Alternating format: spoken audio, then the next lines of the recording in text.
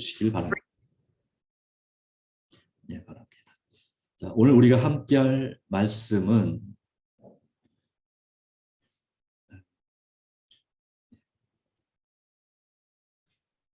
그리스도의 피라는 제목을 가지고 히브리서 9장 14절의 말씀을 통해서 하나님의 은혜를 함께 하고자 나누고자 합니다. 코로나 확진자 수가 오늘이 지금까지 나온 것 중에 최다로 되어 있습니다. 38만 명이 넘게 확진자가 나왔는데 갈수록 더 많아지고 있습니다. 그러기에 이제는 그 전에 한 10만 명이 안 될 때는 우리 주변에는 별로 없었는데 이제는 우리 주변에 또 우리 가족들도 코로나가 걸려도 뭐라고 말할 수 없는 그런 상태. 또 우리 재림교회의 수많은 목사님들 가정도 코로나 확진돼 갖고 오늘 예배를 못 드리는, 본당에서 예배를 못 드리는 교회도 몇 교회가 있는 걸로 제가 알고 있습니다. 그런 상황입니다. 그러나 이제 예전에는 언론의 집중 대상이 됐지만 지금은 너무 많이 걸리다 보니까 그냥 그러려니 하고 넘어갑니다. 다행히 또 이 코로나 이 백신을 맞으셔서 백신 전혀 안 맞은 사람은 꽤 힘들지만 맞으신 분들은 이제 목이 좀 꽤 아프고 또 좀 감기 몸살 정도 독감보다 약간 센 수준으로 겪는 것 같습니다만은 그럼에도 불구하고 그 후유증은 조금씩 있습니다. 그래서 후유증에서부터 주께서 지켜주시고 또 일단은 손만 잘 씻어도 마스크만 잘 써도 여러분들이 코로나 걸릴 확률이 90% 이상 줄어드니까요. 항상 이렇게 어디 갔다 오면 늘 손을 꼭 씻으시고 그리고 또 마스크를 잘 쓰시고 하시는 것이 꽤 도움이 될 거라 생각합니다. 하나님께서 도와주시기 바라고 지켜주시기 바랍니다. 우리 장로님 기도하신 것처럼 새로운 정부가 탄생했습니다. 우리 윤석열 정부가 이제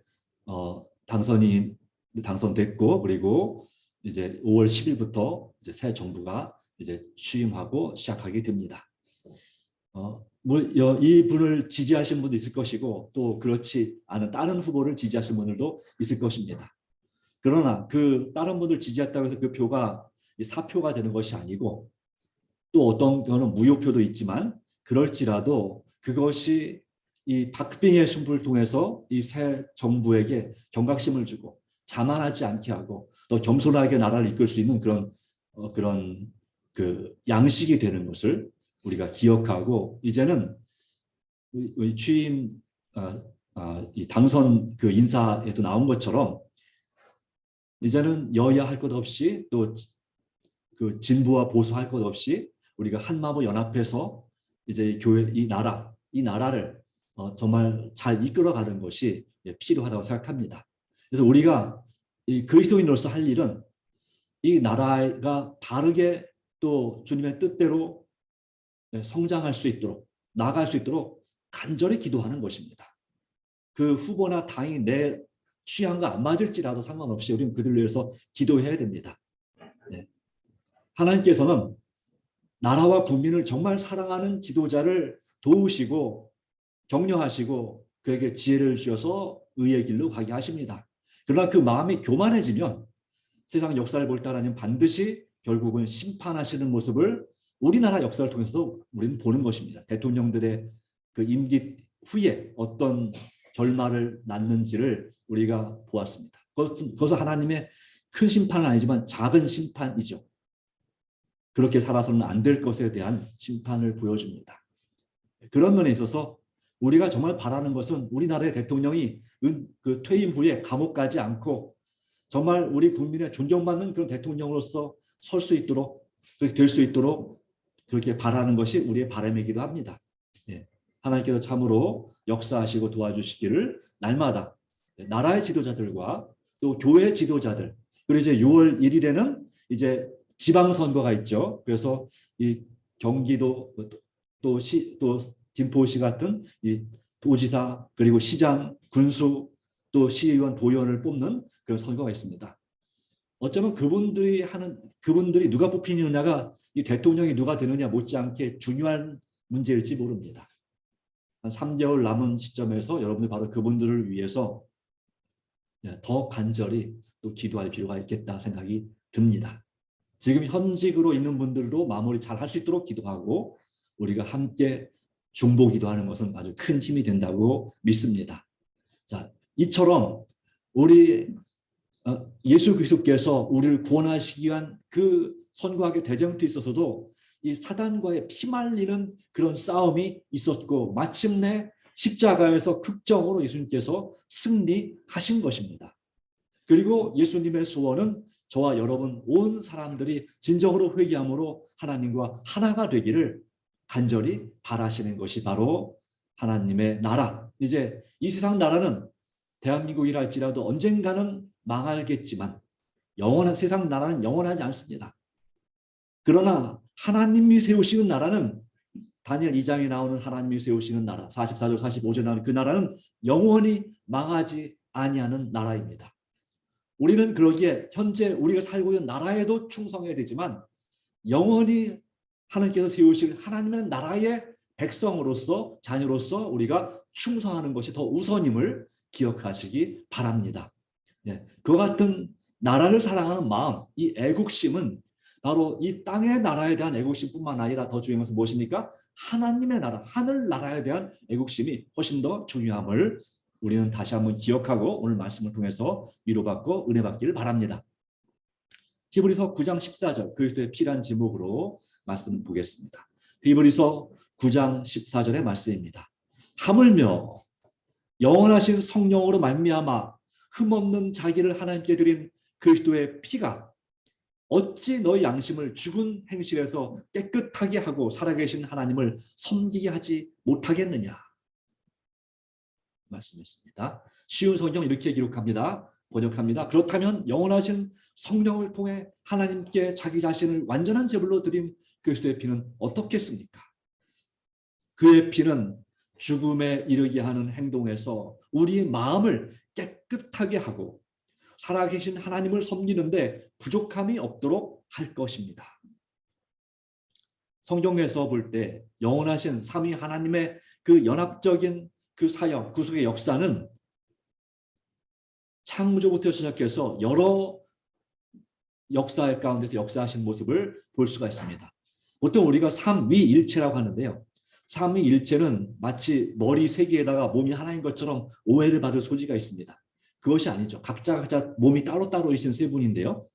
삼위일신이라고 하는 것보다 나을 수도 있겠습니다. 삼위일신. 네, 우리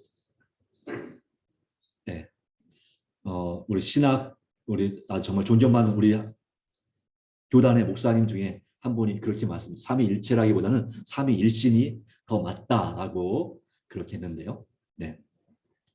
창조 때에 이 삼위 하나님께서 나타나셔서 우리 모양대로 사람을 만들자고 우리 형상을 따라 우리 모양대로 사람을 만들자고 창세기 1장 26절 27절에 말씀하셨습니다.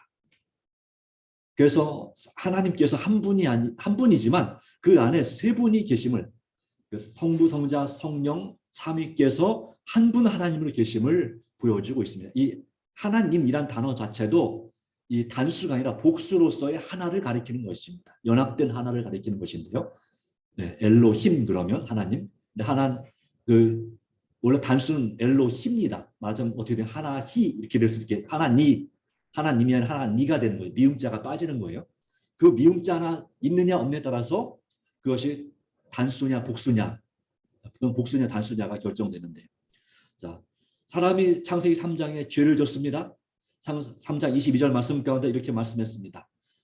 이 사람이 죄를 아는 일에, 그러니까 선과 선악을 아는 일에 우리 중 하나와 같이 되었으니 그들이 선악을 알게 하는 열매를 따먹었는데 이제 생명나무 열매를 따먹고 영생할까 하노라.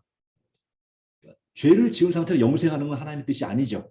그래서 그들을 쫓아내게 됐는데 여기 말했습니다. 우리 중 하나와 같다. 그래서 하나님께서 우리란 말을 썼습니다. 그 다음에 이제 노아 홍수 후에 이 바벨탑을 쌓을 때에 하나님께서 말씀하십니다. 자, 창세기 11장에 우리가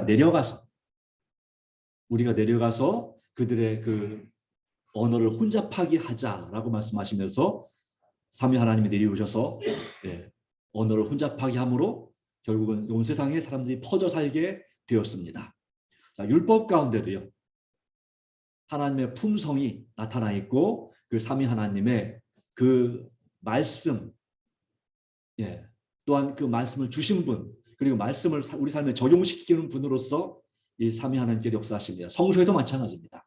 하나님의 법궤가 있습니다. 언약궤가 있습니다. 언약궤의 10계명은 하나님 아버지를 상징합니다. 그리고 그 법궤를 덮은 뚜껑이 있죠. 속죄소. 그리고 이 성소에 있는 분향단 그리고 진설병상은 예수님을 상징합니다. 그럼 등대는 뭘 상징할까요? 등대도 물론 예수님을 상징합니다. 7가지가 등대가 예수님을 상징하지만 그러나 예수님의 봉사지만 그 가운데 누가 역사하냐면 성령이 역사합니다. 7등대. 요한계시록 4장 5장에 7 여호와의 보좌 앞에는 7 영이라 말씀하므로 성령께서 성소 사역 가운데도 역사하십니다. 물론 예수님은 성소 전체의 모든 기구를 다 상징합니다. 번제단, 물두멍 이 모든 게 다 예수님을 상징합니다. 거기에 우리가 성소에 대한 진리를 제대로 배우게 되면 예수님께서 우리를 위해서 어떠한 사랑과 은혜를 베푸셨는지 하나님께서 우리를 얼마나 사랑하시는지를 깊이 체험할 수 있는 것이 바로 성소 진리입니다. 어쩌면 제일 어려운 부분이죠. 출애굽기, 레위기, 민수기, 신명기는 우리가 성경 통독할 때 성경 통독을 처음에 1월 달에 시작했다가 좌절하기 쉬운 너무 어렵다. 그래서 성경 통독을 중단하게 만드는 그런 부분입니다. 근데 그 부분들은 마치 몸으로 사람의 몸으로 따지면 이 뼈와 같습니다. 척추. 이 척추가 바로 서야 허리가 안 아파야 만사가 형통하죠. 그렇죠? 건강하죠. 그것처럼 이 하나님의 말씀, 이 제사 제도와 성소 제도는 어렵지만 그 가운데 정말 진국이 우러나는 성령의 진리가 이 안에 있습니다. 이것까지 깨닫는다면 우리 성경 전체를 거의 깨닫는다고 볼 수 있을 것입니다. 그리고 성육신, 예수님께서 이 땅에 임하실 때 하나님께서 예수님을 여자의 후손 바로 마리아의 아들로 탄생시킬 때에 누가 덮으셨다고 그랬습니까? 성령의 능력이 그를 덮었다라고 말씀하고 있습니다. 그래서 예수님께서 사람이 되실 때 삼위 하나님께서 함께 역사하셨습니다. 침례 받을 때도 마찬가지죠. 예수님께서 침례를 받고 물에서 올라오실 때에 하늘에서 성령이 어떤 모양으로 나타났다고요? 비둘기 모양으로 나타났습니다. 그리고 하늘에서 소리가 납니다. 이는 내 사랑하는 아들이요 내 기뻐하는 자. 누가 말씀하셨을까요? 아버지께서, 성부 하나님께서 말씀하셨습니다. 침례입니다. 십자가에서 마찬가지입니다. 십자가의 구원을 위해서도 그 자리에 영감의 글을 볼 때 삼위 하나님께서 그 자리에 그 십자가 위에 함께 계셔서 함께 고난을 당하셨습니다. 물론 못 박히고 돌아가시는 분은 예수님이었지만 성부와 성령께서 그 자리에 함께해서 그 어둠 가운데 한 3시간 동안 십자가가 어둠에 쌓여 있었잖아요. 그 어둠 속에서 하나님께서 함께 계셨습니다. 물론 예수님은 하나님의 임재를 느낄 수가 없을 만큼 죄의 짐이 너무너무나 무겁고 고통스러워서 나의 하나님 어찌 나를 버리셨나이까라고 부르짖었지만 바로 그 가운데서 삼위 하나님께서 함께 하셨습니다. 부활 때도 마찬가지고요.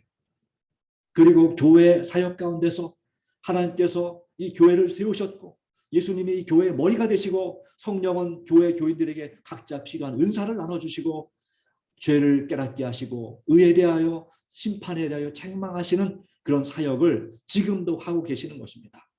그래서 침례를 주라 할 때에도 누구의 이름으로 침례를 줍니까? 기본적으로 예수님의 이름입니다. 그러나 마태복음 28장 19절에 보면 아버지와 아들과 성령의 이름으로 라고 말씀했죠. 삼위 하나님의 이름으로 침례를 줍니다. 고린도서 13장 13절의 사도적 축도에도 우리 하나님의 사랑과 예수 그리스도의 은혜와 성령의 교통하심이 너희 무리와 함께 있을지어다 하므로 성부, 성자, 성령이 이 축복 기도 가운데도 나오는 것입니다.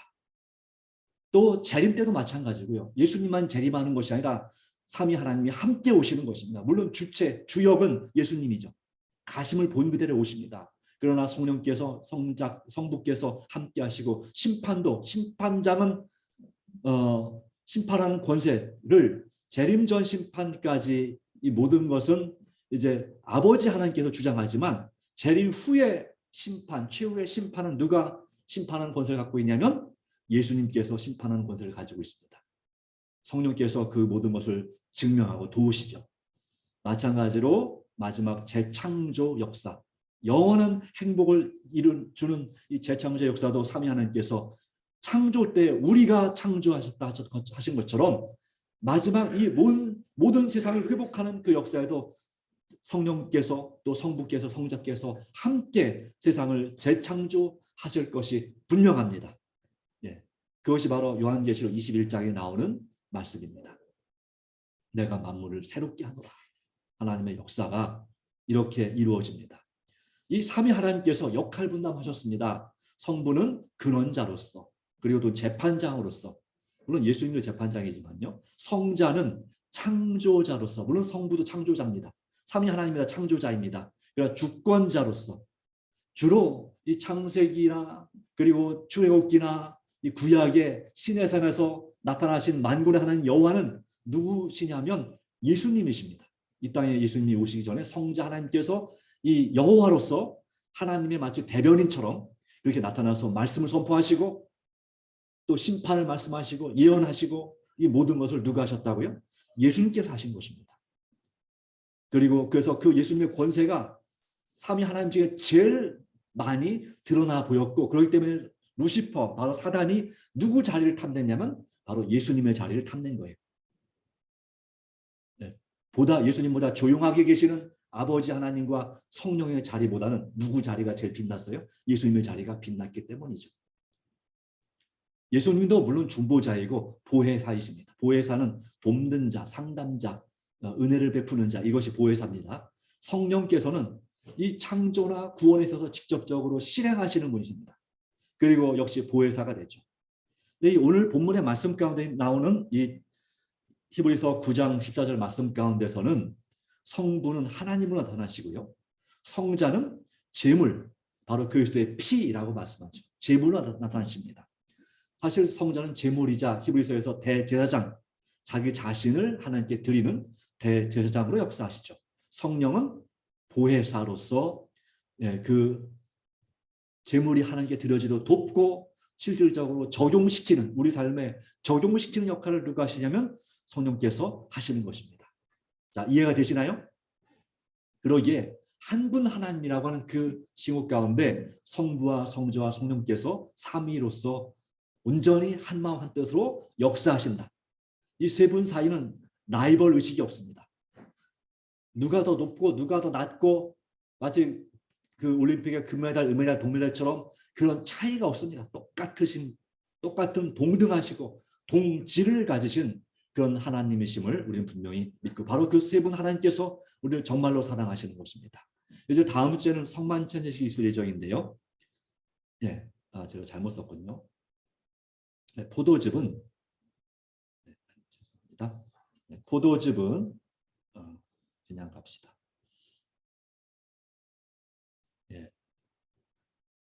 언약의 피가 아니라, 연약의 피가 아니라 언약의 피입니다. 언약의 피를 상징합니다.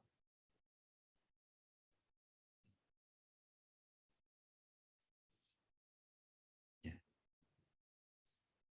예수님께서 마태복음 26장 28절에서 이 떡을 나눠주시고 그리고 잔을 나눠주시면서 말씀했습니다. 이것을 마시라. 이것은 죄사함을 얻게 하려고 많은 사람을 위하여 흘리는 바 나의 피 곧 언약의 피니라 라고 말씀했습니다.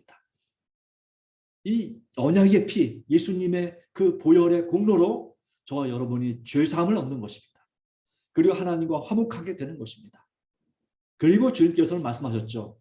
내가 새 그 하늘에서 너희들과 함께 다시 만나서 이 만찬을 하기까지 내가 포도나무에서 난 것을 먹지 않겠다라고 말씀하셨습니다. 이것은 뭘 말씀하실 걸까요? 바로 하나님 예수님의 언약을 세우시는 것을 말씀하시고, 그분이 이제 천국에서 우리와 다시 이제 영원한 새 언약, 다시는 새 걸로 바꿀 필요가 없는 영원한 언약을 세울 그 날을 생각하면서 이 언약의 피가 상징하는 포도나무 열매를 먹지 않을 것, 그때까지 먹지 않을 것을 말씀하고 계시는 것입니다. 물론 그렇다고 해서 우리가 포도를 안 먹어야 된다는 뜻은 아닙니다. 네, 예수님이 그렇게 하신다고 하는 거죠. 이와 같은 언약의 피, 그리스도의 피가 우리를 살리는 것입니다.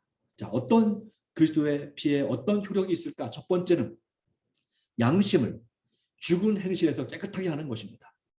히브리서 9장 14절 말씀인데요. 하물며 영원하신 성령으로 말미암아 흠없는 자기를 하나님께 드린 그리스도의 피가 어찌 너 양심을 죽은 행실에서 깨끗하게 하고라고 말씀하고 있습니다.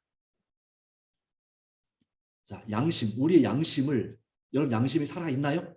어떻습니까? 내 양심은 죽은 것 같다 하시는 분 한번 손 들어보세요. 네, 없죠. 네. 자, 양심 있으십니까? 라고 말할 때 양심 있습니까? 네, 있습니다. 자, 이 양심을 죽은 행실에서 깨끗하게 하신다.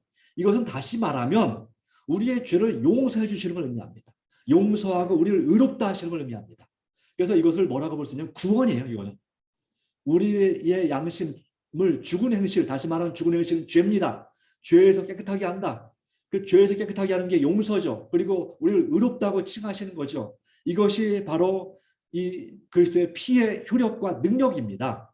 짐승의 피도 이 양이나 염소 또 소의 송아지의 피도 우리를 깨끗하게 할 수 있다면 하물며 그리스도의 그 보혈의 피가 훨씬 더 큰 우월성을 가지고 깨끗하게 할 수 있다는 사실을 보여줍니다. 히브리서 9장 12절 말씀 가운데 그리스도는 단번에 지성소로 들어가셨습니다. 그분은 염소나 송아지의 피가 아닌 자신의 피를 가지고 지성소로 들어가셔서 우리를 죄에서 완전히 자유롭게 해주셨습니다. 아멘. 그렇죠? 이것이 바로 그리스도의 피의 우월성과 완전성을 나타내는 것입니다. 자, 히브리서 9장 9절 말씀에 이 구약의 제사 제도는 양심상 온전하게 할 수 없다. 우리 자신의 양심을 깨끗하게 할 수 없다라고 말합니다. 죄는 용서하지만 양심은 깨끗하게 할 수가 없다. 바로 이것을 바로 누가? 예수님께서 그리스도의 피는 옛 언약의 제사보다 질적으로 우월한 것으로 옛 언약의 제사가 성취할 수 없는 것, 즉 양심을 깨끗이 하는 것과 하나님을 섬기지 못하게 막던 죄를 제거하는 구속의 사역을 성취했습니다. 이것이 바로 새 언약의 목적입니다. 그러므로 새 언약을 통해 우리 양심이 깨끗해지고 주님 안에서 이제 완전한 속죄가 되어서 하나님을 섬길 수 있게 되었다. 성령을 통하여 구속 사역이 성취되었던 사실은 그리스도께서 아론 계통의 대제사장이 아니라 성령 안에서 하나님의 능력을 통해서 대제사장이 되셨음을 보여주고 있는데요. 또 이렇게 말씀합니다. 요한일서 1장 9절입니다. 한번 같이 읽어보겠습니다. 그러나 우리가 죄를 고백하면 그분은 우리를 용서해 주실 것입니다. 그분은 옳은 일만 행하시는 분이시기 때문에 우리는 그분을 믿을 수 있습니다. 그분은 우리의 모든 잘못을 깨끗하게 해주실 것입니다. 아멘. 그렇습니다. 그렇죠. 그분은 옳은 일만 하시는 분, 우리에게 믿음을 주시는 분이기 때문에 우리가 우리 죄를 고백하면, 있는 그대로 남김없이 고백하면 우리 죄를 용서해 주십니다. 확실합니까? 네. 그분은 우리 모든 잘못을 깨끗하게 해주십니까? 네, 맞습니다. 충분히 우리 죄를, 잘못을 깨끗하게 없던 것처럼 만드실 수 있는 분이 누구시라고요? 바로 예수님이십니다. 하나님의 역사입니다. 그러므로 우리는 이제 주님 안에서 이와 같은 양심을, 죄로부터, 죽은 행실로부터 깨끗한 양을 받고 우리 죄가 용서받을 때 우리는 의식적 정결뿐만 아니라 그리스도 안에서 무엇을 경험한다고요? 나의 죄를, 어떤 죄든지 용서해 주시는 주님의 사랑을 경험할 때 우리는 영혼의 평안, 누구 안에서요? 그리스도 안에서 영혼의 평안을 발견할 수 있는 것입니다. 예수님 안에서 영혼의 평안을 경험하시기 바랍니다. 로마서 5장 9절 10절입니다. 그러면 이제 우리가 그의 피로 말미암아 의롭다 하심을 받았으니 라고 했어요. 예수님의 피로 말미암아서 피를 믿을 때에 우리가 의롭다 하심을 받았습니다. 내가 의롭지 않은 존재지만 내 죄가 용서받음으로 의롭다 하심을 받았습니다. 그리고 이렇게 말씀합니다. 우리가 원수 됐을 때 10절 그 아들의 죽으심으로 말미암아 하나님과 화목하게 되었다고 말씀하죠. 예수님이 십자가의 죽으심으로 우리가 하나님과 죄 문제가 해결됐습니다. 화목하게 됐습니다. 그리고 더욱 그의 살아나심, 부활하심으로 말미암아 우리가 뭘 받았다고요? 구원을 받을 것이니라. 무엇으로부터요? 예수님께서 십자가에 죽으심으로 죄로부터 구원받았고요. 또한 이제 살아나심을 통해서 부활하심으로 인해서 죄의 본성으로부터 구원을 받는 것입니다. 그것이 바로 성화의 과정이에요. 마침내 우리는 어디서 구원받습니까? 이 죄악 세상으로부터 구원을 받게 됩니다. 세 가지 구원이 있습니다. 죄로부터의 구원, 내가 지은 과거, 현재, 미래 지은 모든 죄로부터의 구원. 다시 말하면 죄의 결과로부터의 구원이죠. 두 번째, 나의 죄는 용서받았지만 여전히 내 샘물이 오염돼 있어서 자꾸 썩은 물이 동물이 나오는 거예요. 그러니까 내 본성, 이 죄의 본성이 문제가 있는 거죠. 이 본성 문제가 해결돼야 돼요. 그래서 죄의 본성이 아니라 영의 본성, 바로 성령께서 주시는 예수님의 본성이 내 마음에 살아서 그것이 그 죄의 본성을 바꿔버려야 돼요. 이겨야 돼요. 이것이 이제 성화의 과정, 예수님을 닮아가고 믿는 과정입니다. 그렇게 날마다 믿음으로 주님을 의지하고 살아갈 때에 마침내 예수님 재림하실 때 말씀하신 것처럼 그리스도 피를 통해서만 죄사함이 있고요. 우리 생활 속으로 하나님의 그 사랑을, 용서를 가져와야 됩니다. 내 삶에서 이 용서를 체험해야 됩니다. 그렇게 체험하는 사람들이 얼마 안 된다라고 말하는 거죠. 살아있는 믿음과 행함이 있는 믿음으로 가장 작은 죄에도 용서가 있고 가장 큰 죄에도 용서가 있다는 이 큰 진리를 우리의 생활 속으로 가져온 사람은 참으로 몇 사람이 안 된다. 여러분, 이 용서를 마음속에 진정으로 체험한다면 여러분 마음에 뭐가 있어야 돼요? 참된 평화가 있어야 돼요. 참된 평안이 없이 뭔가 불안하고 괴롭고 힘들다면 내가 이 하나님의 용서와 그 하나 되는 그 사랑을 내가 충분히 내 삶에서 체험적으로 믿지 못한다는 사실을 보여주는 것일지도 모르겠습니다. 어떻습니까? 사실 그렇지 않습니까?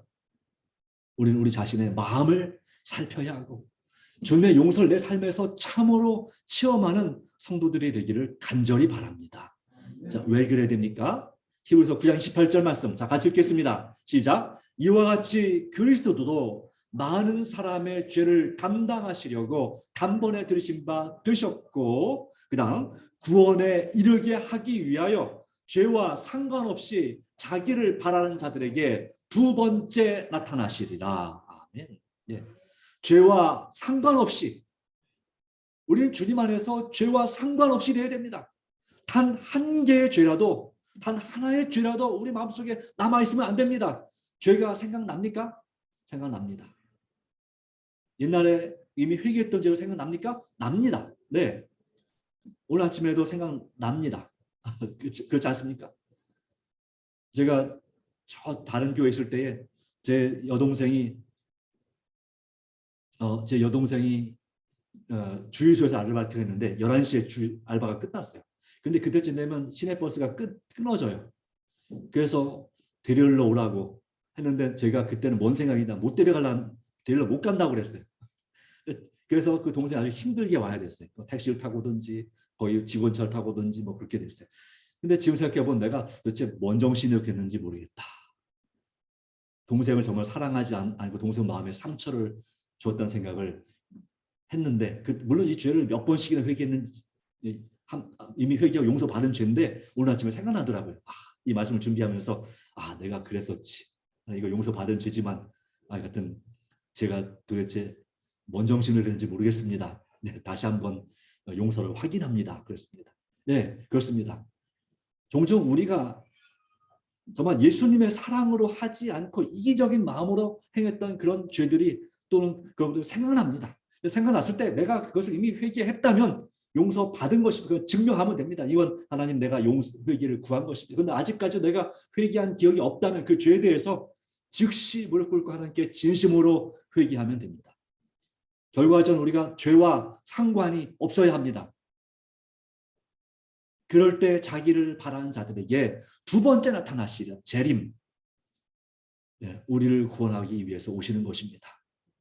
바로 그리스도의 피가 우리가 어떤 죄든지 용서를 구하면 우리를 깨끗하게 하셨다는 것이 확실합니까? 그렇다면 여러분 날마다 주님 안에서 진정한 평화를 누리시도록 여러분의 죄를 온전히 굴복시키기를 바랍니다. 참 그러나 용서는 쉽지 않은 것입니다. 자, 아버지의 노트라는 예화가 있습니다. 그의 아버지는 살아생전에 보물처럼 노트를 쓰곤 했습니다.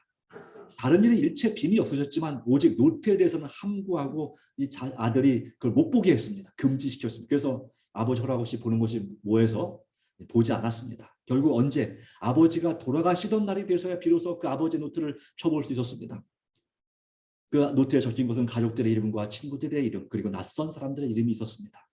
뭔가 대단한 것을 기대했던 그는 적잖이 실망했습니다. 아버지의 노트를 보고 있구나. 그의 모습을 본 어머니가 그에게 다가와 인자한 목소리로 말했습니다. 어머니는 이 노트를 아세요? 어머니는 그 노트를 듣고 한 장씩 같이 넘기면서 추억에 잠기시는 듯 했습니다. 아마 이름만 있는 게 아니라 아마 일기도 적혀 있었겠죠. 네. 이건 너희 아버지의 기도 노트란다. 매일 밤 한 사람씩 이름을 불러가며 조용히 감사 기도를 올리곤 했지. 이 청년은 다시 낯선 이름들에 대해 묻습니다. 그런데 이분들은 누구신가요? 이분들은 아버지에게 상처를 주신 분들이란다.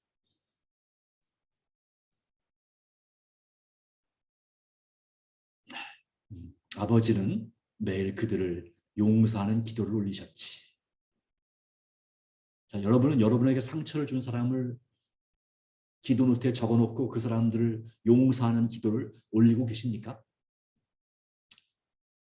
무척 쉽지 않은 일일지 모릅니다. 아주 어려운 일일지 모릅니다. 그러나 이 아버지는 그 사람들을 위해서, 이 청년의 아버지는 그 사람들을 위해서 정말 용서할 수 있을 때까지 간절하게 하나님 앞에 용서하는 기도를 올렸던 것입니다. 오늘 우리가 이런 기도를 드려야 되지 않을까요? 왜냐하면요, 우리가 누군가를 용서하지 못하면 우리 자신도 용서받을 수 없는 거 잘 아시죠? 그러기에 용서는 성령의 역사가 능력이 아니면 용서하는 게 불가능한 겁니다. 우리에게도 나에게 상처를 준 사람들의 이름을 기억하고 용서해 주시기를 기도할 수 있는 사랑과 믿음 주시기를 간절히 기도합니다. 두 번째, 살아계신 이 그리스도의 피는 살아계신 하나님을 섬기게 합니다. 화목, 연합, 하나 되는 것입니다. 히브리서 9장 14절 말씀, 쉬운 성경의 말씀입니다. 그렇다면 영원하신 성령을 통해 하나님께 자기 자신을 완전한 제물로 드린 그리스도의 피는 어떻겠습니까? 그의 피는 죽음에 이르게 하는 행동에서 우리 마음을 깨끗하게 하고 살아계신 하나님을 섬기는 데 부족함이 없도록 할 것입니다. 자, 우리가 하나님을 섬길 수가 있다고요. 살아계신 하나님을 섬길 수 있는 자리에 있을 수가 있다고 말하고 있습니다. 원래는 불가능합니다. 죄를 지은 사람은 하나님과 함께할 수가 없습니다. 하나님 앞에 있다는 아마 먼지가 돼 사라질 것입니다. 근데 살아계신 하나님, 바로 그분을 예배하는 자들은 살아있는 열매를 맺게 되는데요. 이 섬기게 하는 것은 정결의 목적은 봉사입니다. 우리가 하나님을 섬긴다고 하는 것은 이웃을 섬기는 것도 포함됩니다. 봉사를 위해서 다시 주님께서 우리 죄를 용서하시고 깨끗하게 하시고 구원하시는 목적이 뭐라고요? 다른 사람을 위해서 봉사하러 가는 것입니다. 정결 자체가 목표가 아닙니다. 내 죄를 용서해 주시고 하나님과 화목하게 하시는 목적은 바로 뭐냐면 우리를 준비시켜서 하나님께서 받으실 만한 봉사를 드리도록 우리의 가족과 이웃을 사랑하며 섬기라고 하는 것입니다. 그렇게 섬길 때 그것이 하나님께 영광이 되는 것입니다. 죄 많은 아담의 자손들에게 보내는 자비와 은혜와 평화와 사랑을 가로막고 있던 장벽은 허물어졌습니다. 누구 덕분에요? 예수님 덕분에. 그렇다면 우리는 어떻게 될까요? 살아계신 하나님을 섬기는 사람으로서 주님께 영광 돌리게 되기를 간절히 바랍니다. 갈라디아서 4장 5절 말씀 가운데 율법의 아래 있는 자들을 속량하시고 우리로 아들의 명분을 얻게 하려 하십니다. 이제 우리가 주님 안에서 죄 용서받음으로 하나님의 양자가 됐습니다. 아들이 됐습니다. 6절 너희가 아들이므로 하나님이 그 아들의 영을 우리 마음의 가운데 보내사 뭐라고 부르겠다고요? 아빠, 아버지라 부르게 하셨습니다. 예수님의 아버지를 우리가 감히 아빠라고 부를 수 있는 그런 친밀함의 표시가 아빠죠. 네, 아버지는 조금 어렵죠. 좀 권위를 의미하는 게 아버지인데 아빠는 가장 친밀함의 표시입니다. 그래서 저는 저희 아들들에게 아버지라고 부르기를 별로 좋아하지 않았습니다. 네, 조금 더 친해지고 싶어서. 그런데 아들들은 저에게 아버지라 부르기 원했습니다. 자, 네, 아이러니죠. 그래야지 자기가 좀 더 성숙하고 어른된 것처럼 느끼는 것 같습니다. 네, 근데 하나님은 어떠실까요? 아빠, 아버지, 정말 하나님의 놀라운 은혜와 사랑인 것입니다. 정 우리에게 나타나시는 그런 살아계신 하나님을 섬기게 하시는 하나님의 놀라운 은혜와 그 역사가 우리 마음 가운데 있어야 될 줄로 믿습니다. 우리 자신, 바로 그것을 통해서 고린도서 5장 19절, 우리를 자신과 화목시키시고 또 우리에게 화목의 직분을 맡기셨습니다. 이 세상을 하나님 자신과 화목하게 하셨으며 사람들의 죄를 묻지 않으셨습니다. 죄를 고백하는 자들에게 있어서 하나님께서는 우리에게 화목하게 하는 말씀을 맡기셨습니다. 그러므로 우리는 우리의 가족과 구도자들에게, VIP들에게 화목하게 하는 말씀을 통해서 그들이 죄를 깨닫고 주님께 돌아와 회개하고 구원받도록 인도하는 예수님과 같은 거룩한 제사장이 되어야 될 줄로 믿습니다. 이것이 하나님을 섬기는 것입니다. 그러기에 결론입니다. 이 그리스도의 피는 어떤 효력이 있습니까? 구원, 바로 우리를 의롭게 만드는 효력이 있습니다. 그리고 뭐가 있습니까? 화목, 우리의 죄를 용서함으로 하나님과 하나가 되는 화목함의 그 능력이 있는 것입니다. 그러기에 로마서 12장 1절 아주 유명한 말씀입니다. 같이 읽어보겠습니다. 시작. 그러므로 형제들아 내가 하나님의 모든 자비하심으로 너희를 권하노니 너희 몸을 하나님이 기뻐하시는 거룩한 산 제물로 드리라. 이는 너희가 드릴 영적 예배니라. 아멘. 여러 가지 많지만 믿는 자는 예수님 안에서 의롭게 되고 믿음으로 의롭게 되고 그 하나님의 양자로서 사랑과 신뢰의 지위를 회복한 이상 새로운 지위에 적합하고 순결하고 거룩한 생애를 살아야 합니다.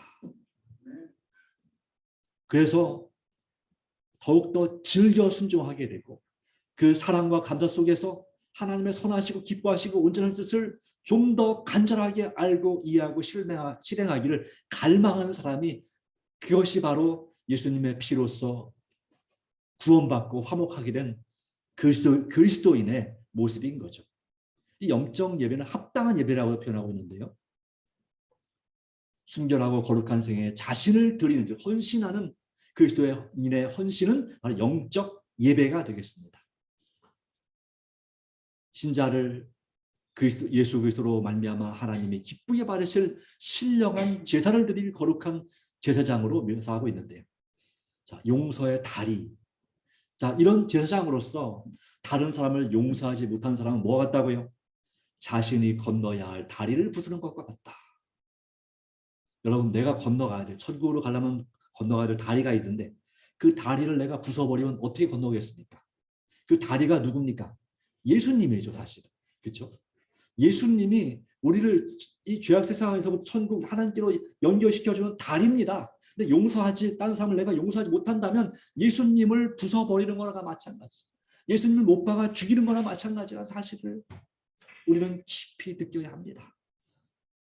다른 사람을 용서하지 못한 사람은 자신이 건너야 할 다리, 곧 예수님을 부수는 것이다.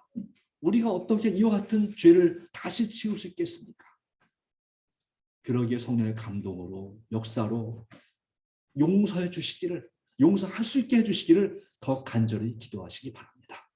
하나님께서는 우리가 타인으로부터 겪는 고통이나 슬픔을 감추라고 하지 않으십니다. 정말 힘들 때는 울고 하나님께 몸부림을 칠 필요가 있습니다. 다만 우리 스스로가 미움에 갇혀서 삶의 평안을 잃고 주님께 나오는데 어려움을 겪을까 염려하시며 용서함으로 마음의 자유함을 얻기를 원하시는 것입니다. 하나님께서는 우리의 모든 것을 아시는 분이십니다. 용서의 다리를 내려 주님께 진심으로 아뢰십시오. 해결되어지지 않는 미움의 문제를 주님께 이제 오늘부터 온전히 맡겨드리시기 바랍니다. 오늘 용서함으로 주님 안에서 평안과 자유를 누리는 우리가 되기를 간절히 소망합니다. 바로 이 일은 어떻게 가능합니까? 예, 주님 안에서 가능한데요. 이와 더불어서 우리는 TMI, 여러분 순서지에 있잖아요. 이걸 실천해야 됩니다. 정말 사람들의 용서뿐만 아니라 세상에 대해서도 누군가에게 여러분의 미소로 용기를 주시기 바랍니다. 격려의 말로 용기를 주시기 바랍니다. 자녀 교육을 잘한 부모들을 칭찬하시기 바랍니다. 쓰레기나 휴지가 보이면 주우시기 바랍니다. 이것이 바로 뭐 하는 거예요? 여러분 주변을 청소하는 것도 되지만 바로 지구를 청소하는 것입니다. 예수님께서 이 땅에 지구를 청소하러 오셨습니다. 우리도 이 지구를 청결하게 하는 일에 동참하지 않겠습니까? 바로 이것이 그리스도의 피, 구원과 화목의 의미가 되겠습니다. 이 모든 일은 오직 능력 주시는 예수 그리스도를 통하여 가능한 일입니다. 오직 성령의 충만함으로, 예수님을 의지함으로, 믿음으로써 승리하는, 그리고 믿음으로써 진정한 구원과 화목을 경험하는, 마음의 참된 평화를 경험하는 하나님의 자녀들이 되기를 간절히 바라면서 말씀을 드립니다.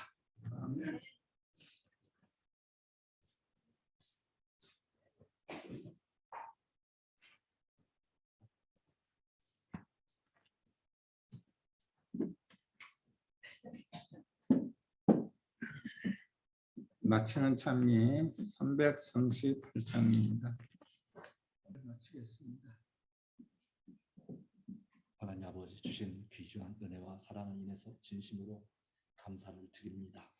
오늘 그리스도의 피가 우리에게 의롭게 하고 구원을 주고 또한 화목하게 하는 용서와 또한 주님 안에서 새로운 삶을 살 수 있도록 역사하시고 우리에게 화목하게 하는 직분을 주셔서 우리의 가족과 이웃을 참으로 용서하고 사랑으로 섬기고 주님께로 이끄는 그런 사명을 주셨으니 감사합니다. 주님을 찬송합니다. 주님의 죄를, 주께서 우리의 죄를 씻어주셨고 앞으로 씻어주실 것을 믿습니다. 주님 안에서 우리가 더 간절히 기도하고 주님과 기도와 말씀으로 동행하고 우리의 가족들에게 이웃들에게 환한 미소로 용기를 주고 또한 칭찬해주고 또 주변의 환경을 깨끗하게 함을 통해서 하나님을 기쁘시게 사람을 행복하게 할 수 있는 하나님의 사람들이 되게 해주시기를 간절히 바랍니다. 주님 도와주시옵소서. 주님의 은혜가 온전히 함께 하시는 믿습니다. 날마다 우리를 인도하여 주시옵소서. 예수님의 이름으로 간절히 기도합니다. 아멘.